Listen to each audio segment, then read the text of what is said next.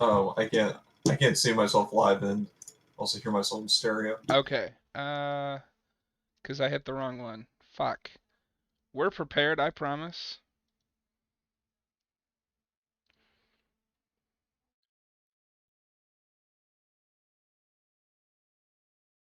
What? Why won't it? Fuck. There. That should fix it. Welcome, guys, after a slight technical issue to Haven of Horror. Let us know if you can hear us. Like I said, apparently I was not as prepared as I thought. Uh, does everything look good on the screen? Why? There. I'll have to try to trim that.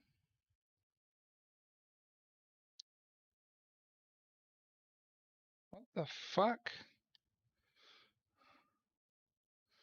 What the fuck? Hold on. We are professionals, I swear. I don't understand. I know, right? Like, it's all Austin's fault. Yeah, why isn't it showing my half? What the fuck?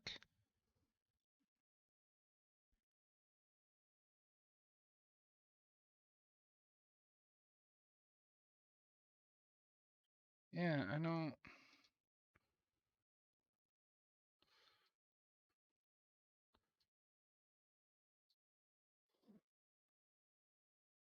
There we go. Yeah. Austin's never allowed to miss a day. Hopefully, I can edit this out in post. So this is just for the people who tend to live. Uh, I am here with Milton Man Thing. We're going to discuss Zombie slash Zombie 2 slash whatever other titles it has, and George Romero's most controversial film, um, Land of the Dead.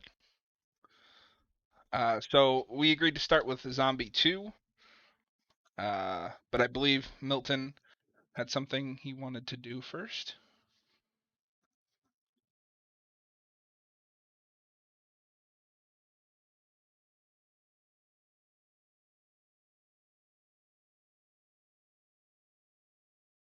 And he's fired.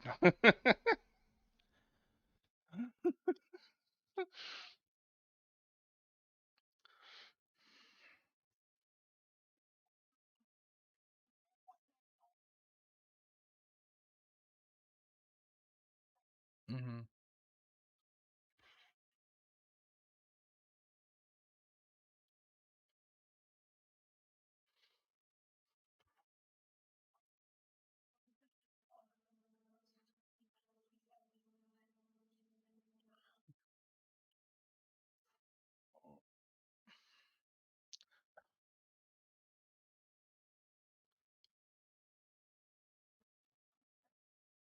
Zombie 2.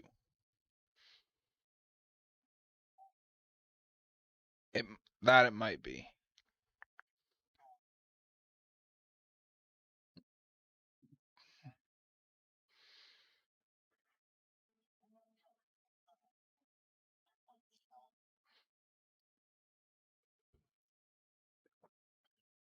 Mm-hmm. Yep.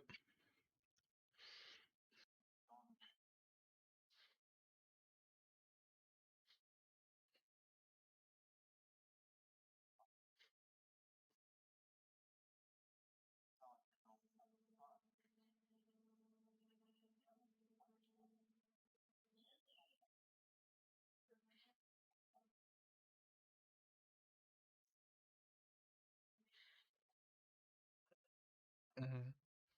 And I can see why. Like for 1979. Um.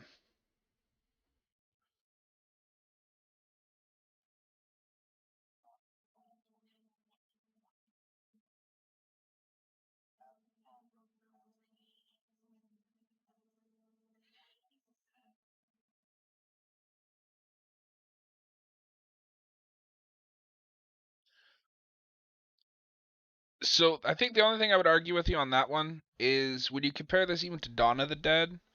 Dawn of the Dead, I love Dawn of the Dead. It's one of my favorite films of all time, but it has this very Like the effects look fake now. I'm sure back then they looked realistic. But I think some of the effects in Zombie have held up better than the effects in Dawn.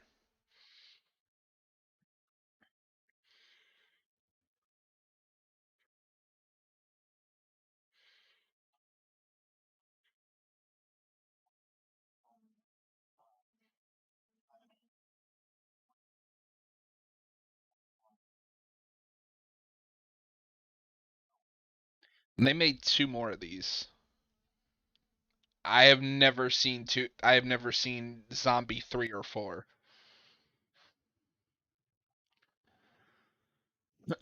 I might because I'm an idiot and I'm curious, but I'm sure by the time 4 got around, because that one is not the same director. And it should be noted that even though this is a ripoff film, it does have the director going for it because it's, and I'm gonna butcher the shit out of this guy's name, but Lucio Fulci, who was a famed horror director in that decade.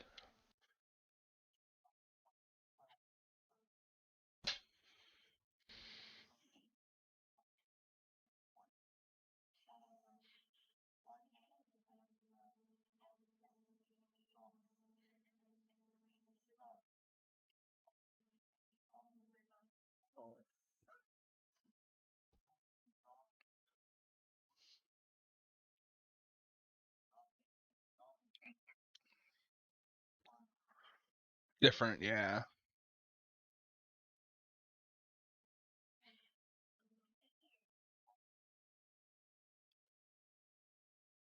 Yeah. Well, and if nobody is aware, in Italy, the original Dawn of the Dead is just called Zombie there. So when this movie got released, it was released as Zombie 2 to make people think it's a sequel. Which my favorite part of that is they didn't even like bother to try to make it match up because it's a completely different like backstory for the zombies. But I appreciated the voodoo aspect because we don't do that anymore.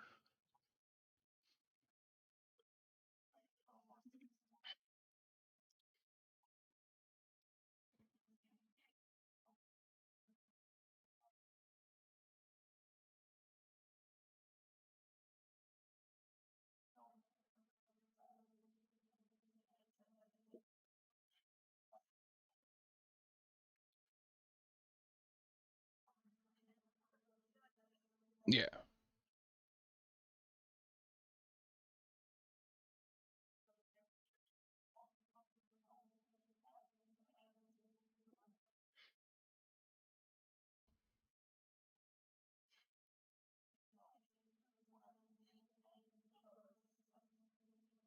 hmm,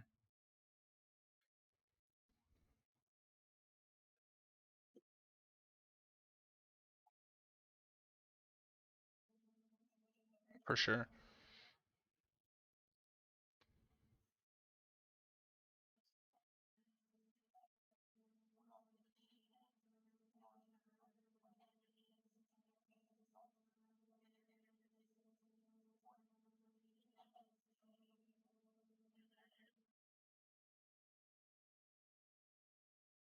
For sure. And it also knows what zombie fans are there for.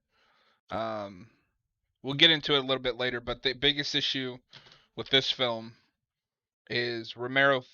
It, to quote Red Letter Media, it felt like Romero became self-aware of the political like commentary in his films, so he just made a political commentary movie. Um,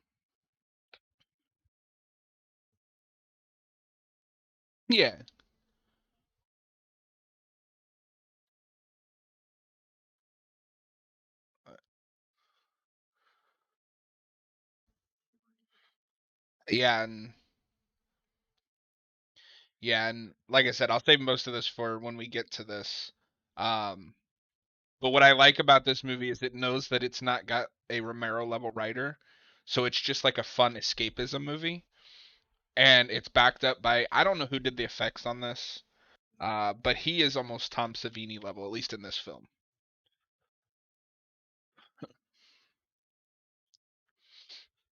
Oh, for God's sakes! Is it my end? It's okay. All right, say something, and then Noah, let us know if you can hear him. Hello, Noah. Can you hear me? Plagued by technical issues tonight. Man, I think it was on my end though. um, yeah. So I think I'm connected to my microphone. So I'm 99% sure it was on my end. So, no, let us know if you can hear Milton here. okay, yeah. He says apparently we can. Okay, Okay. cool, awesome. Well, nobody heard your song, but that's fine. Nah, That's it was just a dumb goof. So it's fine. um. Maybe I'll hear. So I don't know about you, but with this movie, so I'd seen this movie a few times when I was a teenager, but this was almost like a blind viewing for me. But I fell in love the moment the shark fought the zombie because that was fucking amazing. That was a cool idea, and it's surprisingly well filmed considering Budget. it's an underwater fight scene in the late 70s. Sure, Yeah. the picture comes out clear. It works despite the fact that it's on paper. I don't really think this should have worked at all, but it does, and the effects are really good. It's a zombie fighting a shark, and it works. I don't think it doesn't really lead to anything exactly, but it's fun to watch regardless. Yeah, no, it kind of reminded me of, and this is going to be a weird comparison, but it kind of reminded me of the Weapon X scene in X-Men Apocalypse, because Hmm. like the plot just stops so we can have this cool scene and then we get back to the plot. That's a good point. Yeah. But it's But done it's better eye here. candy, and we all love Wolverine so much. So devoting time to that, you know. Yeah, plus like how many movies are you going to see a shark fight a zombie? Like I think maybe an anime, but that would be a stretch. I think, but not too many people have done it. A lot of people just zombies on land. mhm. That's the whole thing. Unless they dive into a lake or something and try to cross somewhere. I don't know. That's commentary for later. Yeah. But yeah, I've always loved this movie's cover, at least the original. I'm sure it's had like a million different covers. I've Um seen so many images. Like some it's like just black and white, some it's in color, some of it's in like a red tint. It just yeah. yeah. But the one I'm most familiar with, I don't remember the colors, but it's just that one zombie's head and it's got like the rotting maggots in one eye. Mhm. And then it has the best tagline where it's like we are coming to eat you or something like that.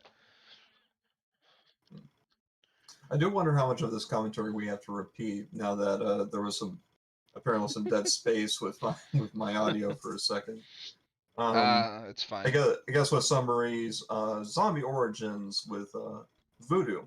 Interesting. Actually works considering the origin of the term zombie. Mhm. Um,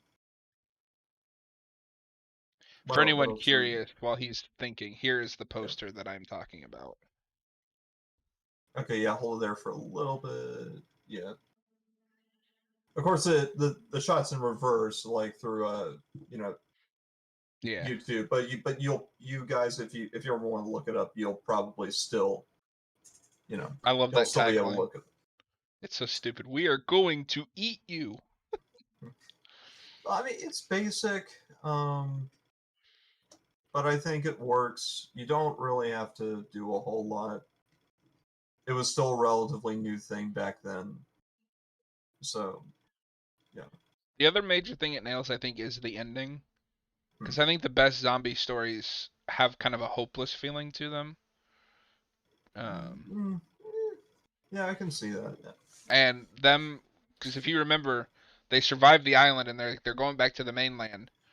But then you remember that they left a zombie there, and now it's spread to the mainland and like it's everywhere. Yeah.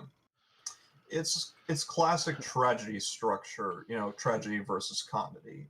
Like in a Shakespearean sense, you have it to where with tragedy, the best way to start is you start from a good point, and then you work your way down. Whereas like comedy in the Shakespearean sense is like start with tragedy and then you work your way up. Classic thing. So there's a good understanding of that progression. You get implication that something bad has happened, but of course, so you also get it, you know, like kind of like hammer on a nail situation where we can clearly see that something is up.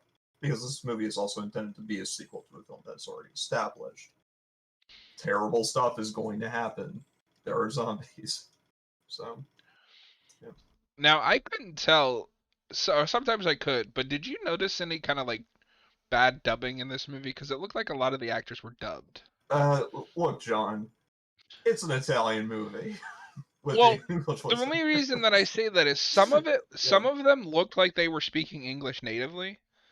Like it No, didn't look, and then others, it was just completely not matched. that's Italian film, especially during this time.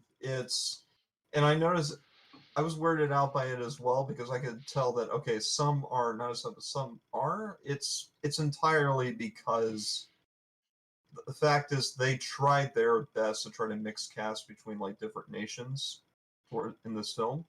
Oh, okay. And it's been a tradition, like even in the spaghetti westerns, for it to be treated the same way. You're not going to get consistent dubbing because that's just not how it worked back then. So maybe occasionally you get some better stuff here and there, but you had both Italian speakers and English speakers and whatnot just all trying to work together in the same film. Hmm. Sometimes they never even understood each other on set. There's that too. So I feel like okay. I'm not too familiar with the Italian movie making background, so I'm glad that you are, at it's least messy, somewhat, but beautiful. I would say. for sure. Yeah. Um, Of course, there are better experts on this sort of thing. I know this much because I studied spaghetti western films and watched quite a few of those. I got you. For example, Django is a classic franchise. You may have heard of Django Unchained. That's basically Quentin Tarantino saying this is the however much Django ripoff film because it's a statement on essentially Italian cinema. Because Django was the original film was ripped off, I think, shoot, at least 12 times throughout the years, even to current day. And Quentin Tarantino had also just started another Django ripoff film like before then. It's a it's an interesting situation. I You all got should you. do your research about that. It's very fascinating. I'd highly recommend it. Okay, so Yeah. other than the shark zombie fight, any other highlights from this movie that kind of stick with you? I mean, we can praise the other effects as well. I imagine this film gets video nasty specifically because of the eye scene, especially if you remember. You probably know what I'm talking about, with that thing. It's it's gratuitous, but that's kind of the point. Yeah. So I mean, the film is trying to go for effect with eye gouging and whatnot. It's horrifying to watch, but it's done very well, and it's artistry at work right there. I think this was also a staple of like just horror in general during this time, especially with other grindhouse pictures and whatnot. But I think the nudity is you could have done without it. You could have still had a good movie. But the issue is, of course, that they're doing this because they understand they want to get butts and seats. So I'll just wait till I show you Friday the 13th Part 5 if you haven't seen that yet. I can imagine. That one is directed by a porn director and it shows. Really? Oh my gosh. But you think of the idea of exploitation film, which is just a general term in and of itself for like anything. This is that sort of thing. Hmm. This is an exploitation film, but more of a like tropical exploitation to a certain degree. But it's also trying to be like Afro exploitation as well. So it's an interesting mix of what they've done here, um, you know, and how they've cast people. I actually like some of the sets for a low budget film. I think it works. They did a lot of on location stuff for a lot of their things. Yeah. Um, one thing I will criticize, of course, because obviously this is how it happened. Uh, the the end scenes were shot much later. because of how they wanted to market the film. But things kind of just being in New York, they shot those way later. It's part of essentially kind of part of a very different film, but it still works, I think. But it is rough, um, especially with how we discussed how things end. I imagine they especially tacked on the last scene because, oh, this is the precedent that's being set with zombie films. We got to end it in complete, pandemic mode. So For sure. And if anybody's curious, I did a rough conversion. I couldn't think of the word there. This movie was made, and this may be totally incorrect. I used to Google because this obviously the box office was recorded in Italian currency. Um, this was made for roughly 256,000. yeah, And ended up making over almost 2 million. yeah, the profit margins for movies like these are insane. Mm-hmm. It's insane how much they were able to make from these movies, but it worked. They were really tapping into a market that was still very fresh and young. Yeah. So And I mean, that market goes all the way through the 80s. Obviously, a different discussion, but you yeah, get, that first Friday the 13th movie, that's just an exploitation film. It's ripping yeah, off Halloween. Let's see. The other thing I really liked was I liked the soundtrack. It's trying to emanate kind of like a Dawn of the Dead sound with its kind of techno industrial sound. Not really industrial, but uh like a very synth heavy soundtrack if you remember.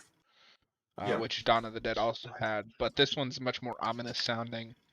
Because Dawn of the Dead is, despite all of like the gore and people being ripped apart, at the end of the day, Dawn of the Dead is a very light-hearted, fun movie, which this is not. yeah. Probably shouldn't be fidgeting with my camera mid-production, but With all the technical issues we've had, it's fine. That's like the least of our problems today. You mentioned it, but my standout scene, and the only one I remembered when I went in to see this movie again for this episode, was the eye scene. I love the way that they film it, like almost like it's happening to you. yeah. Yeah, there's a lot you can praise about the cinematography of this film. You also get obvious imagery of the church as the last refuge before you have to completely, exit, Hmm. the world, or so to speak. Um, the writing isn't, it's not great. Granted, you're not exactly looking for Oscar-winning performances with the script anyway. With a lot of these films, the strengths are elsewhere. Well, At the same time, I think I'll praise this one. I think over Land of the Dead, but that's another thing which we'll get into. in something like this, it's trickier because you've got half of them are dubbed, so Yeah, you can't yeah. really tell if they're good actors or if the dubbing is a good actor. Um, I and guess of in a way you course, could praise it for it being as comprehensible as it is. I guess oh for sure, because with that in mind. So uh, yeah. I don't And know. I also wonder like how much of the script was left like on the cutting room Yeah, floor. we're doing some dynamic camera work here. Let's be fidgeting. Anyway, But yeah, I mean, obviously not a very deep movie. It's just there for an hour and a half of fun and yeah. special effects. But it does try to do some stuff that other movies. Some of them were doing a bit, but developing on them a little bit. It tries to be a continuation, I guess, in an innocent sort of, hey, this kid decided he's going to copy off the work of a guy's work that he really likes, and it was back when things were a bit more innocent and not as corporate scummy sort Yeah. of thing. So Well, and however you want to look at it. I don't remember for sure. You'd have to fact check me on this. Mm-hmm. But if I remember correctly, because Dario Argento did the Italian cut or the European cut of Dawn of the Dead. So I'm assuming whatever distribution agency he did probably had the rights to that movie. So they probably just hired Lucio to do it because, like I said, if I remember right, he was an up and coming name in the horror genre in Italy for multiple Yes, films. it was adapted from an original screenplay by Dardano Sacchetti, or I think, or Sacchetti, or I can't Italian names. I get confused. Dawn of the Dead was it's distributed by United Film Distribution, obviously in the U.S., but it was also distributed by a Titanus in Italy. Um, Production company for this one for Zombie 2 was Variety Film. What was its distributor? These details get muddled, um, just because of how Wild Westy like distribution was back then, and just production in general. Um, like a lot of Italian movies back then, this time home releases were popular, especially because they were getting cut out of the theaters. So um, it had a strong VHS presence in the 80s. I And can't it's movies find who like this that distributed it. really make me appreciate a service like Shudder that keeps these older titles available. Yeah, yeah. Honestly, people might forget about this film if it wasn't for things like Shudder. Yeah. So praise to that streaming service, which probably deserves more attention than it's getting. It absolutely does. If Because we're not even we're sponsored not. by Shudder, No, but I will we're just glad to have them. 100% tell you if you do not have Shudder and you are interested in horror, especially older horror and foreign horror movies, get Shudder. It's like $5 a month.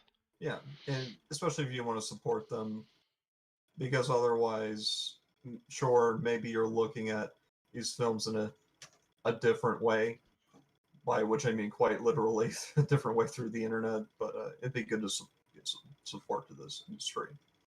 Yeah. Because I'm gonna be honest, like I watched this movie a few times as a teenager, but I kind of forgot about it until you brought it up when we were brainstorming a companion to Land of the Dead. Which is the main reason why we're doing this show today. It's interesting. It's like something that is related to George Romero, like towards the beginning, and now it's kind of about looking back. It's kind of the theme of the show in some ways. Yeah. Um, which is especially is another topic we're going to get into with Land of the Dead. So, All right. So just to wrap up with Zombie, because again, not a very deep movie, not a lot to talk about. you know. Starting with you, Milton, would you watch this movie again and recommend it to others? So, the thing that was running through my head with this is not to give so much credit, but not to give too little. I'm going to say in some ways that this film is like the Citizen Kane of zombie movies. It does some very important stuff, I think, for the genre, at least at the time. It's well shot. It does a lot of good things. At the same time, it's like how much of this sort of thing is going to appeal to people who are just looking to watch a movie. This thing is, I think, important for educational purposes for understanding the genre, not so much for getting into it nowadays, considering we have things that better represent what the genre can do in comparison. So if you're a person who says, "Oh, it's a Citizen Kane of zombie films. I gotta watch it," this is for you. You do that. But for the other types who are equally as valid to, give their opinions on movies, if that turns you off, that I understand as well. So, rating out of 5, maybe a 3, 3.75, like 2.75 or somewhere around that. It's no, I'll be a bit more kind. I'll just say a 3. It's above average. It's not a particular master considering where it was, but it does certain things very well. I don't feel like I personally would watch it again because now I've done it. and now I can move on. I can watch things that like other George Romero movies that I think do it a bit better. He's like, So thank God I don't have to watch this again. No. it's not so much that it was interesting to watch, and I'm glad that I did. At the same time, probably wouldn't do it again. Yeah, I mean, I'm with you. I wouldn't go so far as to call it the Citizen Kane of zombie movies, although I see what you're saying. I would recommend this if you are a fan of the zombie genre. If you are not a fan of the zombie genre and if you want to explore that genre, 1978's Dawn of the Dead. That is my pick for Citizen Kane of zombie movies. Start there. If that interests you, check this movie out. It's it's just a fun time. It's not anything deep. And like we said, it's available on Shudder for $5. You'll see corpses rising out of the ground and get some great effects there. Uh, They did dedicate quite a bit of their time to it and make a bit of effects in this film.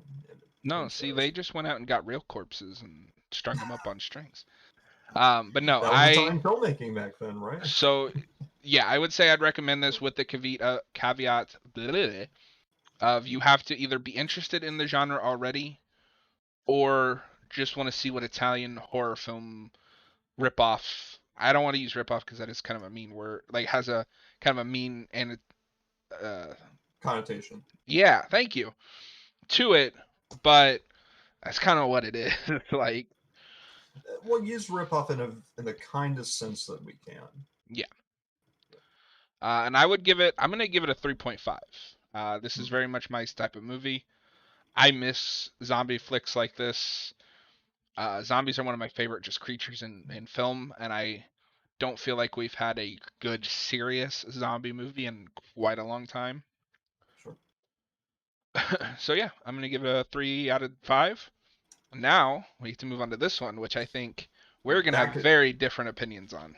That a very contentious film. Why don't you give your preamble first before I get into this? So for anyone who's not aware, this is the first zombie film from Romero since the 80s. In the 90s, we had the Night of the Living Dead remake, which we're going to cover next week.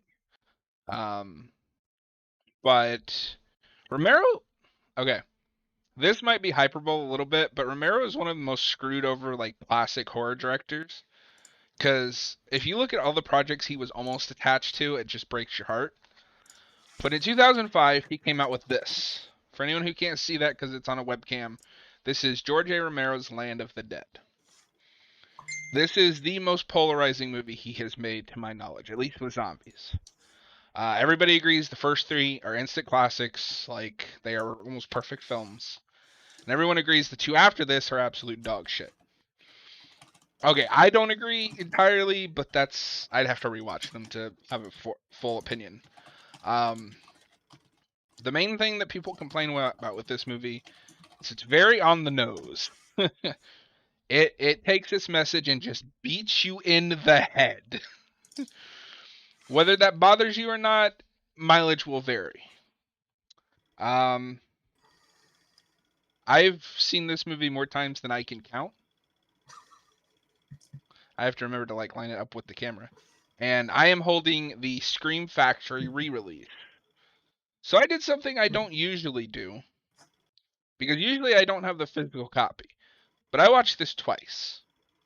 Once unrated, because that's the only version with the director's commentary, which pisses me off. And I watched the theatrical cut, which I have not watched in over a decade. I think the unrated cut is the way to go with this. But yeah, I love this movie. I unabashedly love this movie. All right, so let's hear it. So you were right. you were right. So oh gosh, where do I begin on this movie? I'm not going to try to. I'm not out here to destroy this movie. I want to be very clear before I get into how I feel about it, because I'm very, like the film, I am polarized. I'm very polarized on a lot of the things that this movie is trying to do. George Romero as you said, he's making a zombie film after leaving it alone for almost 2 decades. He wants to make a different movie. That makes sense. I support that. I support an attempt to express, you know, an industry essentially you pioneered to try to examine this whole thing from a different angle, deconstruct it, build it up again in a new and interesting way. That's a good idea. I think, unfortunately, that he's trying to tackle way too much at once. I think that there's social commentary. That's fine. That's how a lot of movies are. It's just when you're building up a new world again, because this is essentially a new world with zombies now, where you have these ideas of, oh, we're going to tackle socioeconomic issues, like straight up economic issues, racial issues. We get into so many different topics and so many different things that go into the world building of this movie. And unfortunately, by the time that we're all eager to ask so many questions about how things work in this world, it is then completely destroyed, and then we're starting over again by the end. It gets, and it annoys the heck out of me because you get a lot of interesting ideas like, oh, okay, you're introducing the ideas of like domesticating zombies. Cool. I want more. Give me more. And then it just completely moves on, I think, when we should. This is important. If these societies are hinging on these aspects, we need to kind of explore these a bit more before we move on to something else. And this film has that problem of, I want to be very deep. Unfortunately, the concepts seem shallow because I don't think the movie is taking them as seriously as they should. Like we want to be a deep movie, but we also want to be dumb action schlock at the same time. Nothing wrong with dumb action schlock. Just this is the point where I would say, hey John, go ahead, start disagreeing with me and start, back and forth. I think it's trying to be so much at once, and I think that's to the movie's detriment, unfortunately. So I don't have a good argument, at least for the domestication thing, but I do have. Have you seen Day of the Dead? I haven't. I'm catching up on a Okay. lot of stuff. I've seen like clips. I'm familiar enough with these movies because of cultural osmosis. So this is one of those things, at least with the zombie stuff, I think it's where he's trying to have his cake and eat it too. Because obviously Romero envisioned all of his movies to be individual pieces, not connected. If people want them to be connected, he's like, whatever, I don't care. But he goes into them thinking not connected. Society is not going to respect that rule, and they are going to try to canonize even if it makes no sense. But I have always thought that the zombie stuff. Oh yeah, Noah says Dennis Hopper wasn't very memorable in this, to my surprise. Oh, see, I disagree. That scene where he shoots that guy and then gets the call from Riley that they got Dead Reckoning back, and he's just like, huh, I just did something I wouldn't have done if I'd gotten this call like 2 seconds earlier. It's great. I wouldn't normally disagree. The issue is that it's freaking Dennis Hopper. Mm-hmm. And I think despite the fact that he's on screen quite a few times, I think he's underutilized. And this is where we kind of need to really punch up the acting and make him seem just a lot more melodramatic and whatnot. Also, make him like Palpatine. He can do that, but he plays the character a bit too mellow. Of course, that's the direction that the director is giving him, so I can't really blame him too much. But the stuff with the zombies, especially that gas station zombie, who is my second favorite zombie in film, like I just love that performance. Sure, I think it would, yeah. No, it says he's not terrible, but his character doesn't really have a presence. I think that I can't quite agree with, but at the same time I can understand because he does have presence because a lot of the film's pacing doesn't work without it. At the same time, it's not a very commanding presence And he's somehow. also kind of It's like weird. he's obviously a antagonist, but when you rank the antagonists of this film, I think he's probably the bottom rung of antagonists. Um, for the human characters, of course, the top one would be the zombies. For Riley, obviously the top one is Cholo.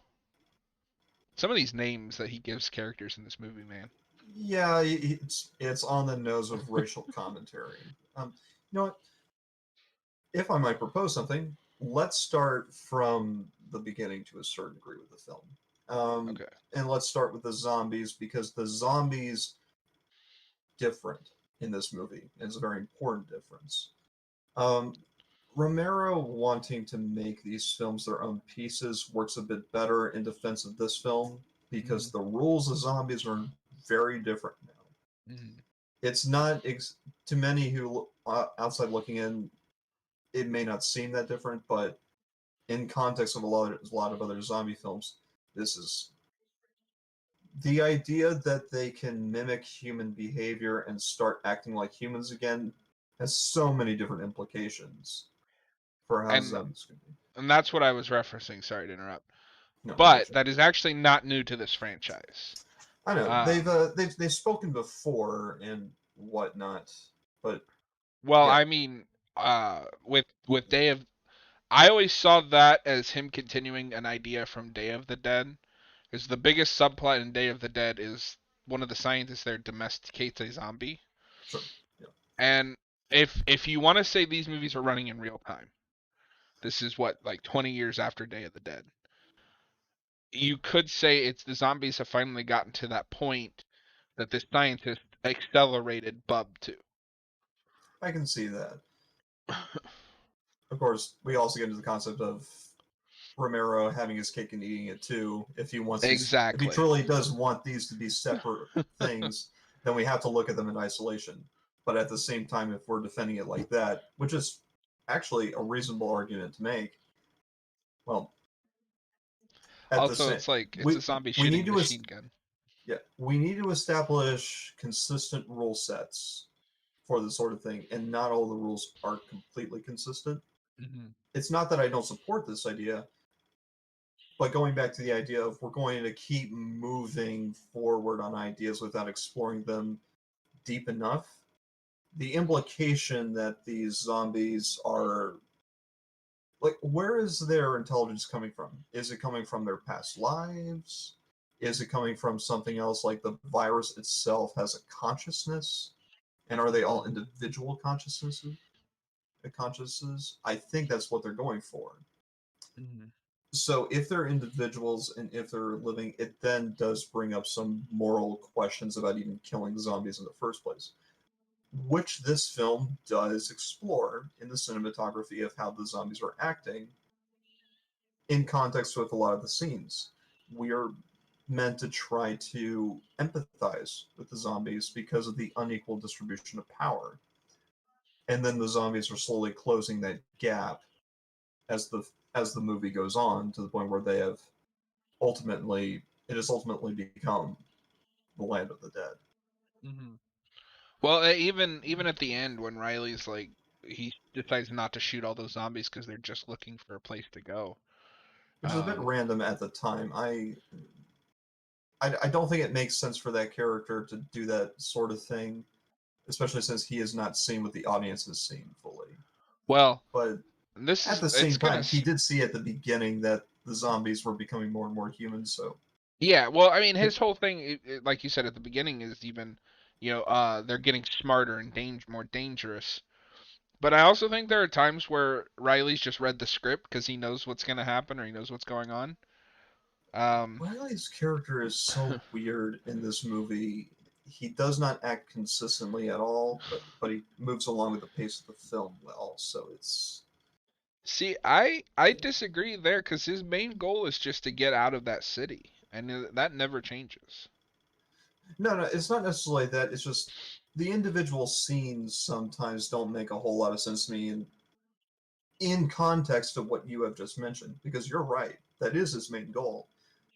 But at the same time, he we then establish at the point after the first scene where Riley establishes, yeah, this is my last day. I'm getting out. Like the next important scene that he's in, he's freeing a woman from being killed by zombies. Okay, cool. It's showing that he's a hero. Jail scene. The woman that he is freed, he immediately starts ragging on the fact of no, I don't want to hear your story.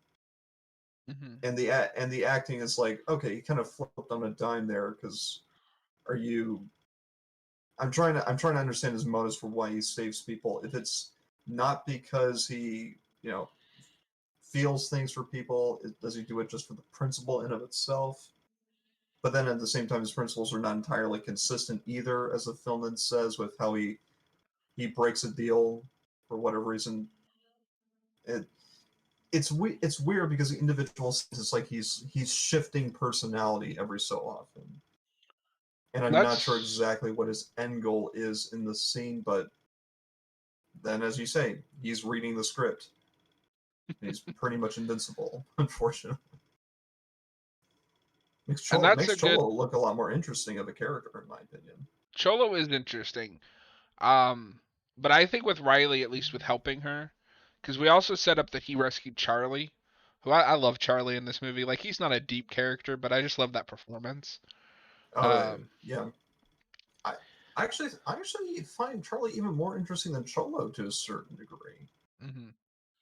Well, Um, I would love to see that backstory. But I think they are consistent in saying that he will help the helpless, but not that he wants to befriend the helpless. He kind of gets stuck with Charlie, and Charlie proves himself useful. But the girl was helpless, but he's already got one sidekick. He doesn't want another. Now, some of that is me like filling in blanks. I'm guessing.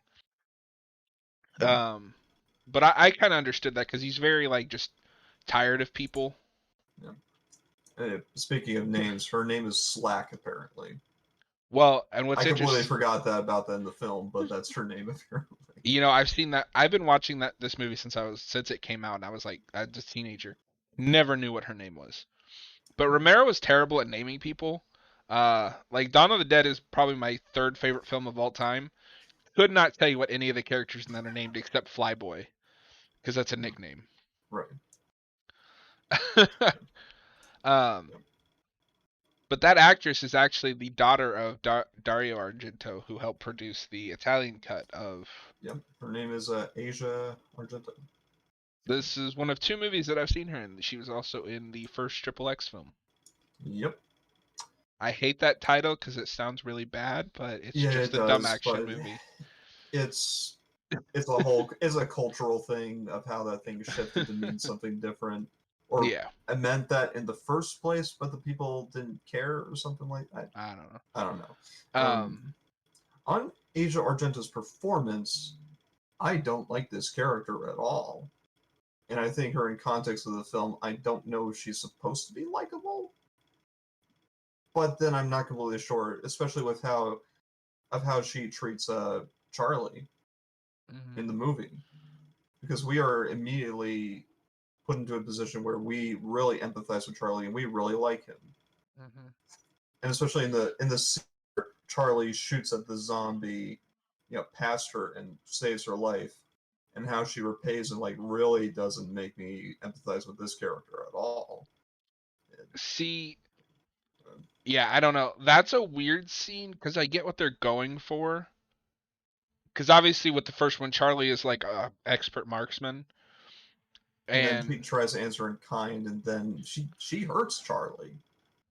yeah, and it's played for comedy, which is weird. But it's that thing where she's just trying to return the favor because she sees the zombie I think she and was more or less. Oh, sorry. Go ahead. showing off, but she also has like an automatic rifle compared to his single rifle, and she's not as good of a marksman, so she accidentally hurts him. And that the science of that makes sense. I can see how the film plays out. At the same time, it's like if you want us to empathize with this character, don't have to be where this character now wants to react in a way to prove herself Mhm. and just to make a point, and also hurt one of the characters that you want the audience to like in this movie, and you succeed.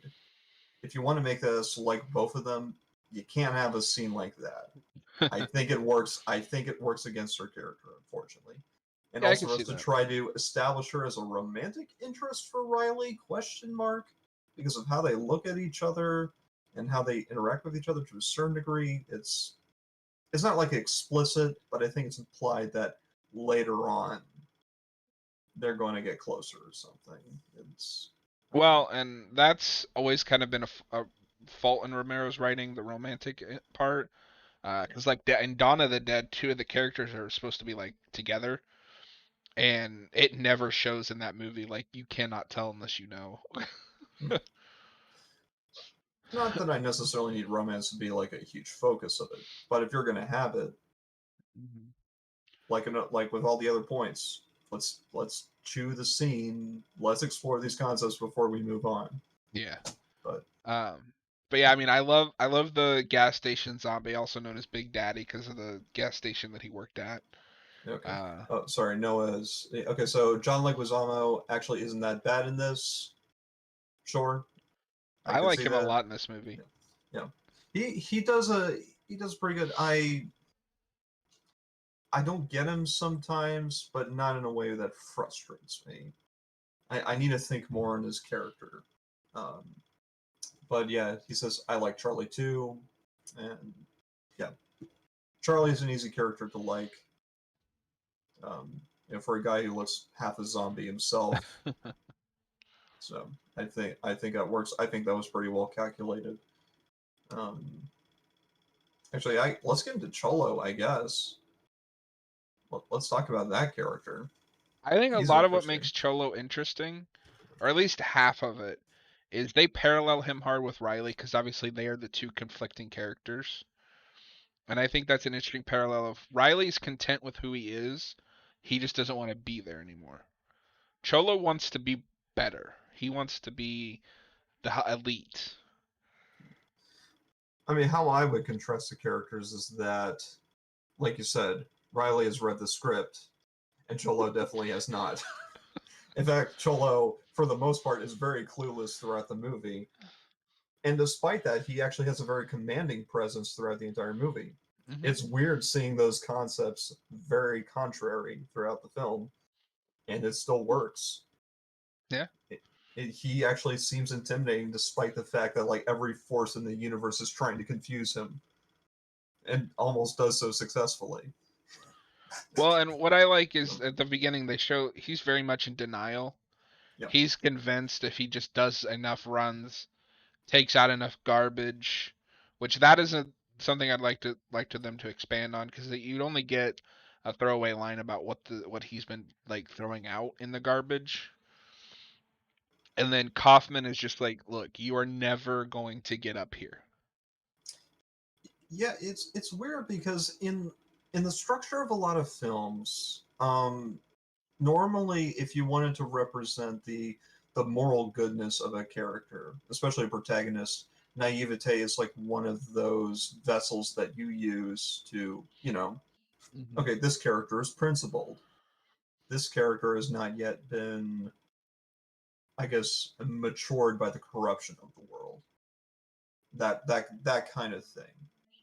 And Cholo is very naive, but the thing is reversed because his principles are warped, and I think that's very interesting, especially in comparison to Riley's character, Yeah, and who's Riley's very who's world weary and tired. And yeah, he's not very principled at all, but and to a certain extent, the chaos is used well to show that he's adapting to an ever-changing situation. So absolutely.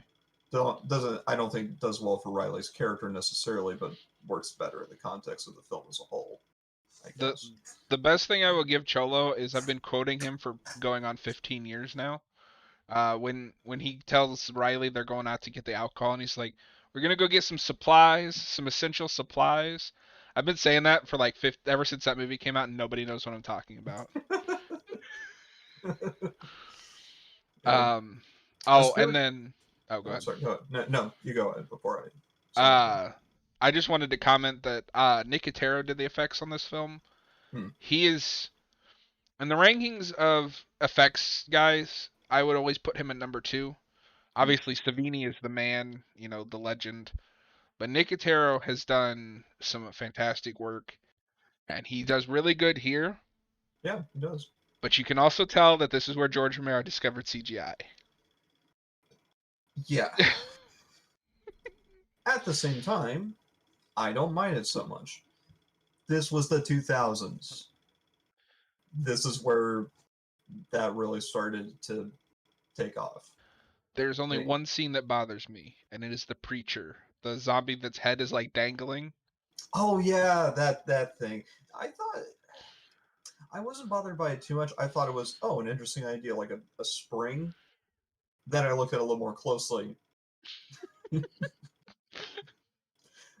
I appreciate the effort though. Well, and they talked about on the commentary, they tried every way they could practically, and it just wouldn't work. So they just CGI'd it, which I can respect. And I love that idea of like the zombie just at like the head dangling by like a thread. But oh my god, when it closes in on its face, it looks like a PS2 cartoon like character. Yeah. It's interesting because like you establish that sort of thing, you immediately begin to think, huh, how do zombie bodies work exactly? Like how strong are certain portions of a zombie's flesh and everything? It gets into weird details where if you look at it close enough, it's like, oh, this isn't consistent at all. Mm-hmm. I mean, it's interesting, but it's like we need more consistent rules if we're going to take the threat seriously, or not. I'm not sure. Um, but I'll say one more thing for Cholo. Spear guns have never looked cooler, honestly, Yeah. and they use that well. I love how he uses his weapon. You think, of course, a gun is more effective, but it still works. I love the idea. I love it too because it's kind of that predecessor to the Walking Dead thing, where they realize that guns may not be the most effective thing in the zombie apocalypse. Because I don't know if you've ever read or seen any of the Walking Dead, but a lot of them I use know. swords, bows, things like that. um, I mean, especially if you want to retrieve ammo, spear yeah. guns it's better. Of course, at the same time, if you're on the run, then a gun is obviously going to be a better choice. Hmm. And most of the time, you're on a run, and you can hold more ammo. But I also felt legitimately bad for him when he gets bitten. hey, the weird thing is, I don't. I don't feel bad. I think this is just another way for his character to be expressed, and I don't even think Cholo himself is that bothered by it. And I think that works for his character Yeah, and I because kind by of the loved that about. because yeah, because going along with character ideas like Riley start at the end starts to become a bit more stable, and Cholo's like, okay, I'm just going to go with the flow. Mhm. And I think that works. And the fact that he's willing to just turn into a zombie, it's like, oh, okay, you're going to turn into it anyway. Hmm. The coward's way out is another like device of this film that's constantly being used to express character. Um, Well, I mean, that's one of the first shots of that movie is that kid gets bitten and yeah, blows and his then brains out. Cholo kills him. No, remember he takes the You're gun right. off Riley and shoots himself. You're right. Never mind. I forgot what I said. Um, but yeah, I love the fact that he decides just to turn, and then I think this goes back to, and this is where I'm giving Romero a little bit of a leanway because I don't think the movies have to be connected to be thematic or like ideas similar, like borrowing ideas from each other. But as far back as Dawn of the Dead, Romero plays with the idea that the human instinct, the human memories are still in there. Because the first thing he does as a zombie is go back to Kaufman. Hmm. Um, Yeah, I guess. Yeah. It's weird. It's weird though. I feel like in some ways why I can appreciate the deconstruction of an idea. Making zombies empathetic, I don't think serves a zombie film very well. What I would have done, and I imagine a zombie film has probably done this already, use the fact that they're using human memories as a way to make the zombie seem even more evil when they use that to take advantage of humans okay. or something like that. I cannot think of anything off the top of my head. However, it's gonna be a few weeks because we've already got next week planned, and then March we're gonna do Carpenter films. But when we get to it, I'm gonna make you watch Day of the Dead because that is zombie empathy done right. And Bub is my favorite zombie ever. So if you say anything bad about him, you're fired. No. Oh no, my evaluation. Yeah. Day of the Dead is also Savini's masterpiece. Mm. There are some effects in there that he's done that I still haven't seen replicated. Yeah. Um, but yeah, I also love that shot when they finally get to the city and they go in the water and then they rise up um, out of the water one by one. And then of course you get the best cameo uh, ever. Mm. Did you catch the big cameo in this film? There were a few actually. I just couldn't remember what their names were. I'm actually looking up the cast right now, so before you reveal it to me, I'm just gonna look up the cast real quick, just Okay. to see if I can catch their names. Okay. Um, like the IMDb. Noah's like, we love Bub here. That's right, Noah. Eugene Clark as Big Daddy, I think, is something that we can praise because he He's does it really well. amazing. Shoot, who played the pimp? Like the pimp character? Chihuahua. That's the is that the character's character's name. name? I think What's so. the actor's name? Because I don't remember, but I've seen him in a bunch of like random roles. all right, so that's this frustrates me actually because I've seen an actor I think horribly underutilize that character, and it kind of goes into my gripe Uh-huh. of you're moving across these points a little too fast here. Well, he is actually my biggest gripe of this whole movie, Yeah. in both cuts, because Riley goes there to find out what happened to his car, and unless I've missed something every single time I've watched this, we just drop that plot point. No, completely dropped. I He still never don't gets know his what car happened to back. the car. We don't even know why it was stolen. And also, who would need to steal a car anyway? If I had to guess, and this should be in the movie and it drives me nuts, it was probably Kaufman because it is established that Riley is his best soldier. Yeah, but But at that the needs to same, be in the film. yeah, it's frustrating. It's sometimes of how quickly they move through these things. I don't. Oh, yeah, Phil Fondacaro. He also does have one of my favorite lines after he gets shot. He's like trying to pull out his gun and he's all mad. He's like, he ruined my fucking suit. Yeah, but in case any of you don't know who Phil Fondacaro is, if you've ever watched Willow, he's in that. You'll see him pretty easily. He's an Ewok in Star Wars Episode 6. He's in the Black Cauldron, and also the Garbage Pail Kids. But we don't need to talk about that one. But you've seen him in a lot of stuff, especially in the 2000s Absolutely. and in the 90s. So there's that. I would have liked him to be in it more because I think his character could have been. He doesn't need to be reduced to that sort of stature in this movie, and I feel like this actor gets shafted a lot, unfortunately. Yep. Yep.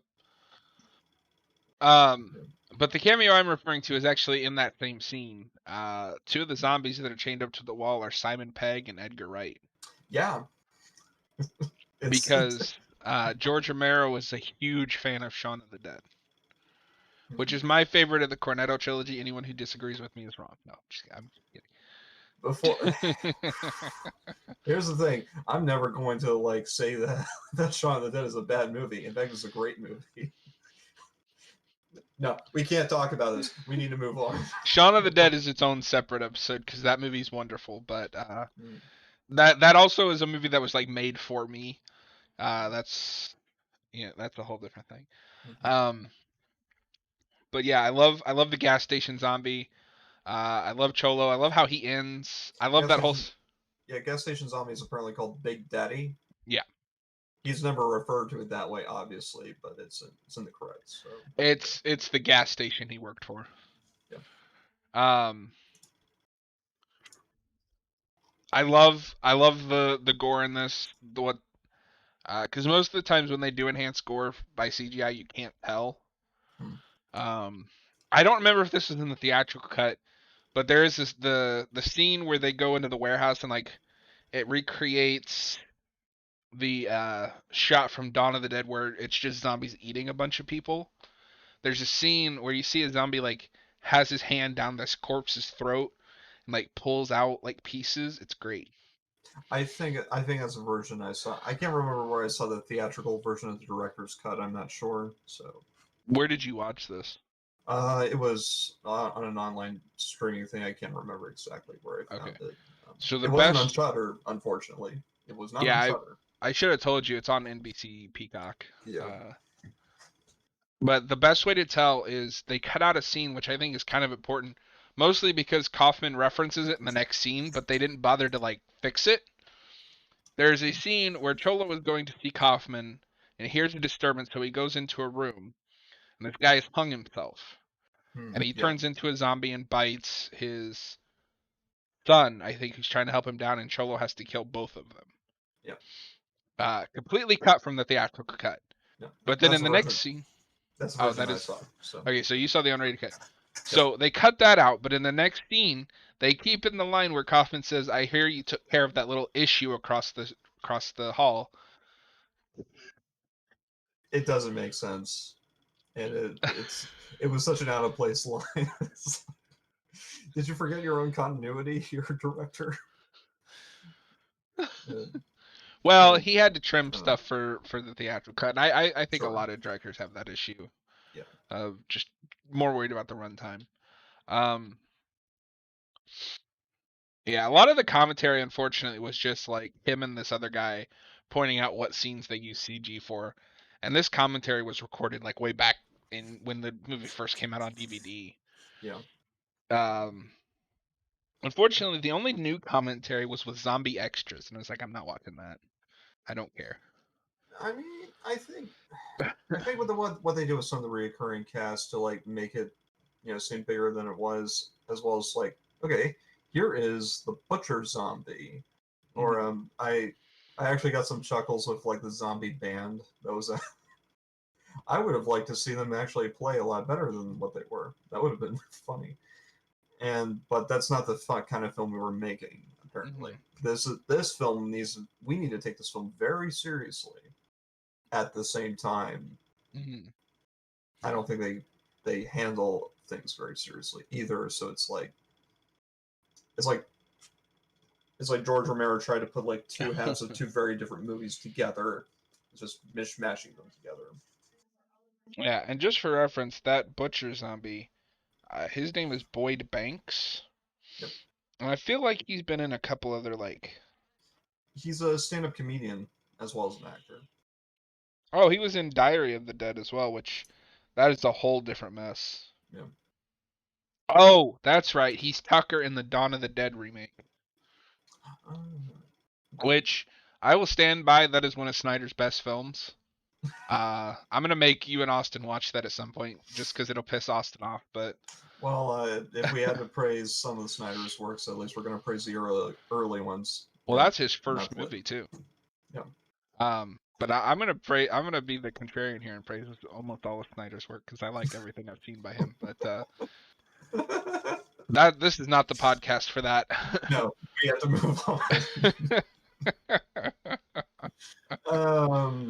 But What else have they we did not said? share some interesting information, like the opening that's showing like the footage in black and white. Apparently was supposed to show the old movies, but they couldn't get the rights. Because I do very much feel like this was supposed to be like Romero's back, kind of celebration of those original trilogy, even if they're not necessarily connected. Let's see here. What have we not said? Oh, yeah, racial commentary. This is a thing in this movie. I don't think it handles it particularly well, but it's there. Especially we have, if it wasn't obvious already, Big Daddy Zombie, the Upriser, greets Dennis Hopper and what's his name? Cholo. As they're going down the stairs. And it's like, if the symbolism wasn't obvious before, it definitely is now. Not to mention the fact of how we see the, I'll say the butler, is if that's a proper term to use for that character. I know what you mean. It's like you bring this antiquated concept into a modern setting. It's like, wait, okay, now I have many questions about how the society kind of happened. Also, it also begs the question of how quickly this whole thing happened too. Like, if we're trying to establish that this film really was like this whole disaster started 20 years ago and now it's been 20 years, but the film itself doesn't want to commit to that, so it just says some time ago. And we don't know how long exactly the society has been around. It, it's so weird. I don't think it works. It's not as if you can't do that in a zombie.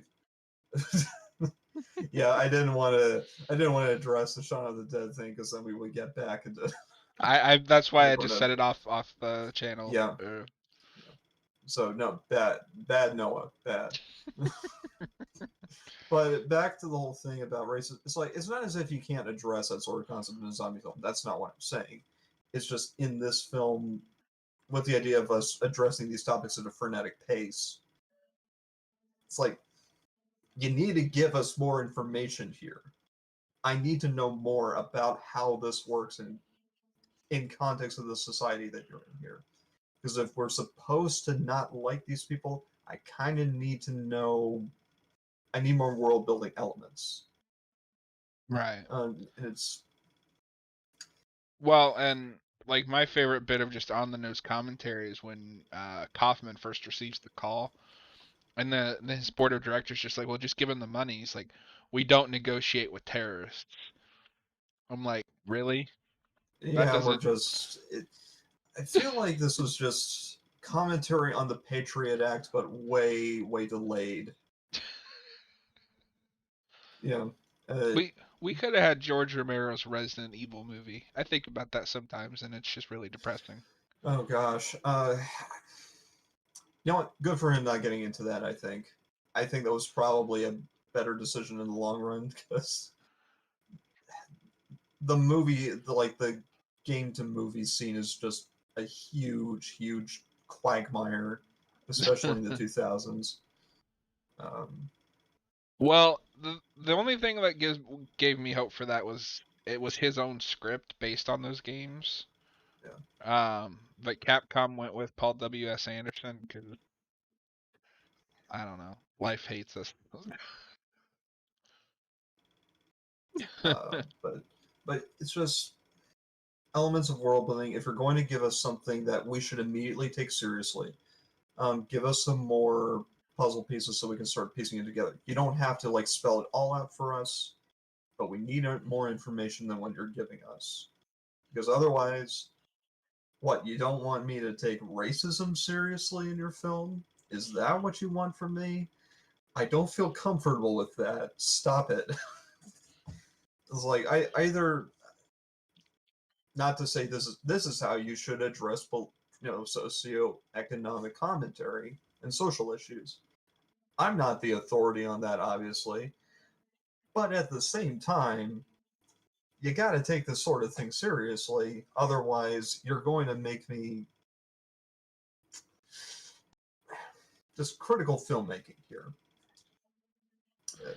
But Just yeah, I was gonna say, just wait to if we ever do Diary of the Dead, oh which gosh, is a 80-year-old man trying to understand how YouTube works. yeah, it's I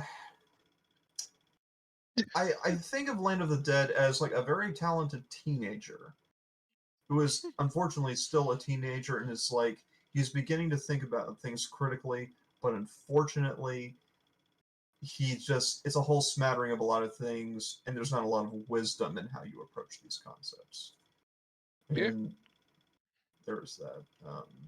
I do appreciate how Big Daddy is used in this film though, and I like how certain things are done, especially with some of the action in the scene. I think the fact of the whole gasoline thing is actually a good thing that they brought up again, especially towards the end of the movie. I thought that was a cool, circle right there. Um, there's honestly a lot of stuff that I could praise about Eugene Clark's performance. Actually, it's surprising how well it works. Well, and I think part of what works for this movie for me is the actors elevating their characters a little bit. Because I don't think I dislike any of the characters, um, at least to a degree. At least those who have character.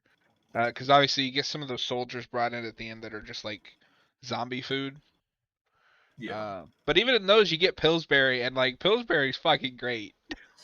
Pillsbury confuses me with some of his loyalties throughout it, but at the same time, yeah, I love that guy. I came here to do something. Why are we standing around? Let's do something. It's great. It's just a practical thinker right there.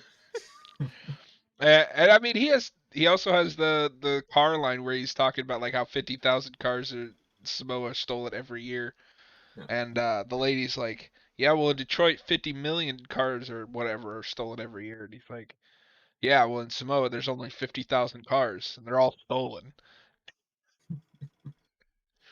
And I It's think such a that's funny line, but it makes sense with how he thinks about things. Like, it's not necessarily about the statistics; it's about how the statistics have an impact in their individual, microcosms. yeah, and I think that's where Romero kind of shines in a way, is just writing these characters that are very sarcastic and just kind of over the world, and they see it for what it is.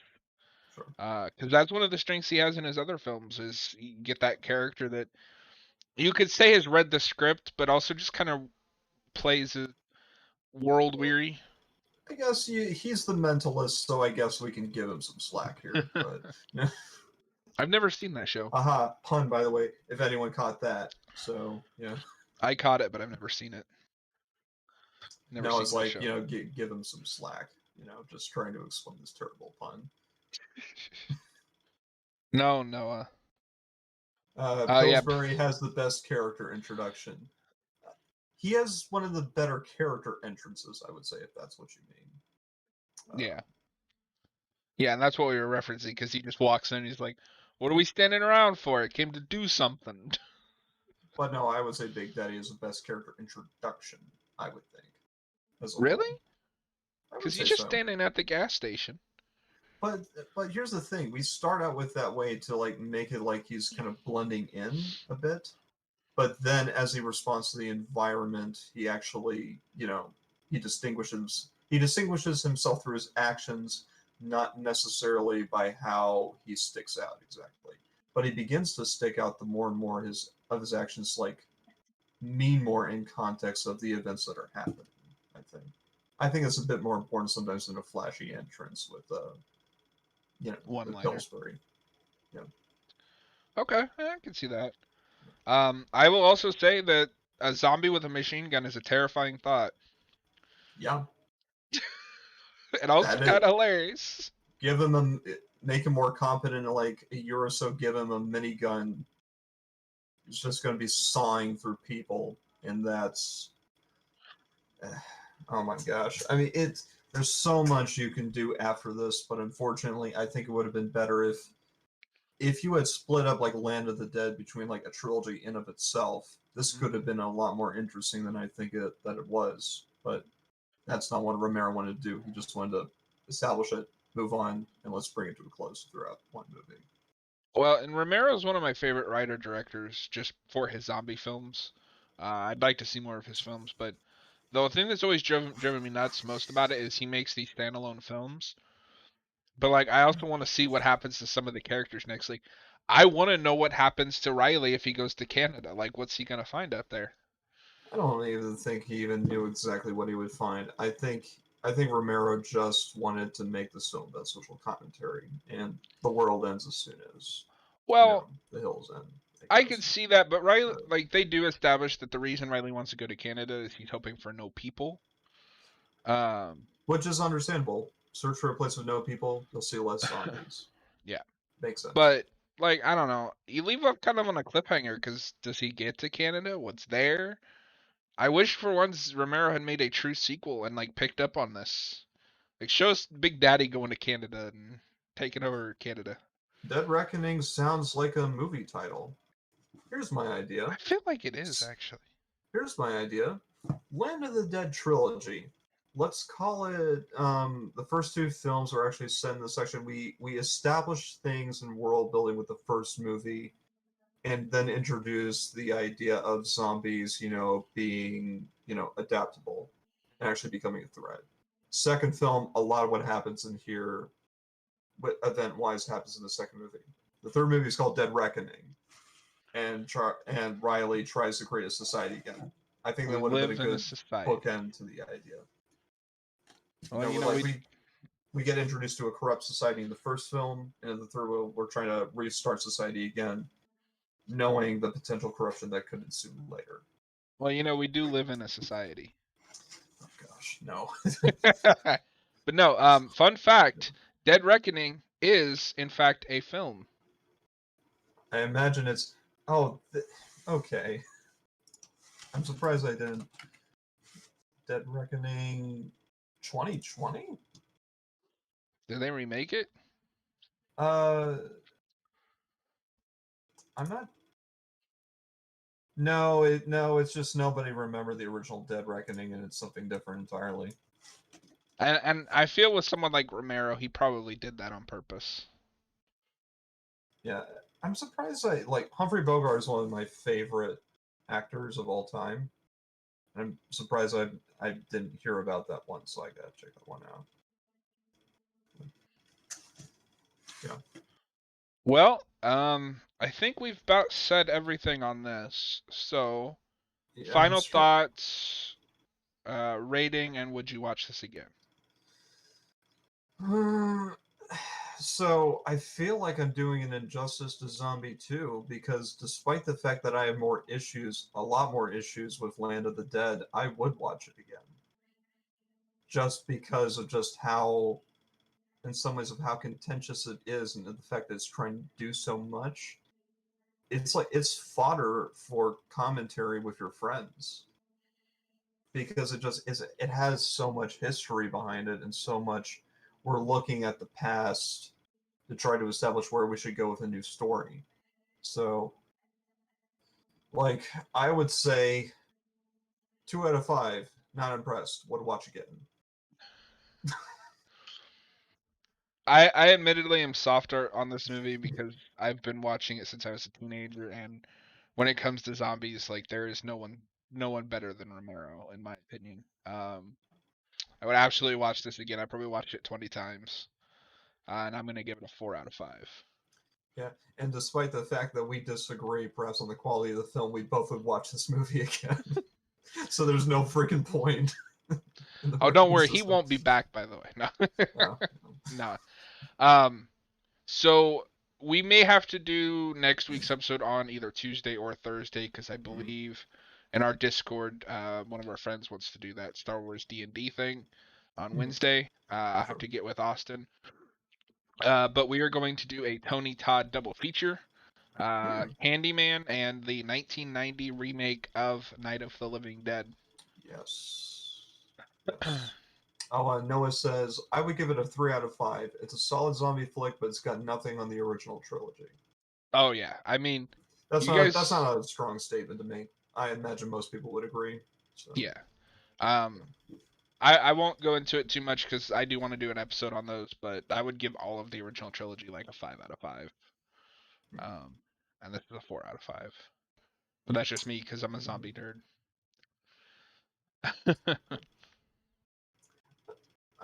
More movies should go perhaps into the origins of the word zombie, maybe deconstruct it again. Maybe sort of another. I don't know. It's difficult to know where to go considering just how saturated the zombie movie market and TV show market just got within recent decades.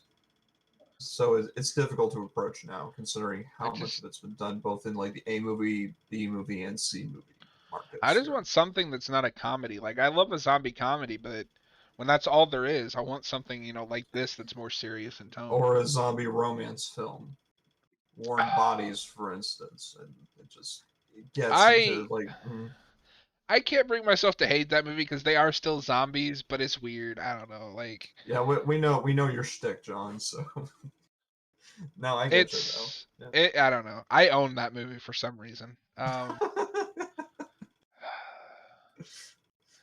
It's like looking at like this is how the art form has evolved as you show them your here's world, Night of zombie the movies. Living Dead, and then here's this shit.